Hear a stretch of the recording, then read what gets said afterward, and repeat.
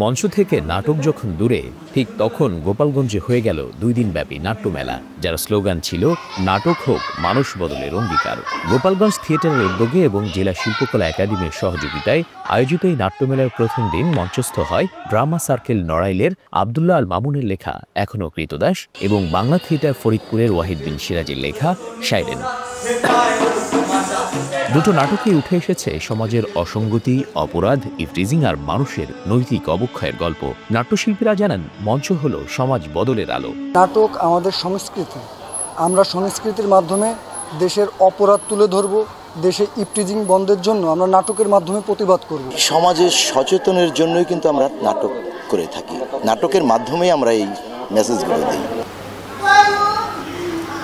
নাটক দেখে দর্শকরাও যেন ডুবে গিয়েছিলেন বাস্তবতার প্রতিচ্ছবিতে। কেউ হয়েছেন আবেগাপ্লুত, কেউ চিন্তিত সমাজের আজকের অবস্থা নিয়ে। খুবই ভালো লেগেছে। আমার লাস্ট সিনে তো একদম গায়ে কাটা দিয়ে উঠেছিল, আমার প্রায় চোখ থেকে জলই বেরিয়ে গেছিল।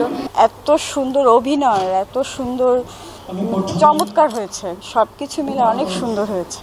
আজকালকার দিনে আমাদের চারপাশে যেগুলো ঘটতেছে সেগুলাই ফুটে উঠতেছে, নাটকের মাধ্যমে আমরা ফুটে তোলার চেষ্টা করি। নাটক হবে মানুষ বদলের অঙ্গীকার, সমাজের একটা প্রতিবাদ স্বরূপ হাতিয়ার।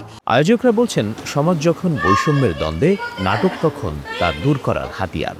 মানুষকে কিছু জীবনবোধ তার মধ্যে ঢুকিয়ে নিতে এবং সেখান থেকে কিছু উপলব্ধি বের করে এনে বাস্তব জীবনে সমাজের কাজে লাগানোর জন্য সেরকম কিছু বার্তা আমরা এই নাটক উপস্থাপনের মাধ্যমে তুলে ধরতে চেষ্টা করেছি। মানুষ নাটক নিয়ে ভাবুক, নাটক কিছু করুক, নাটক মানুষ জীবন বদল করে দিক, মানুষকে পরিবর্তন করে দিক, ভালো দিক আনুক। শেষ দিনে মঞ্চায়িত হয় পল্লীকবি জসিমউদ্দিনের নকশিকাঁথার মাঠ অবলম্বনে নির্মিত নাটক রূপাই সাজের প্রেম বিরহ এবং নৃত্যবিতান দিনাজপুরের পরিবেশনায় ও ময়মনসিংহ গীতিকার অবলম্বনে গীতিনাট্য মহুয়া।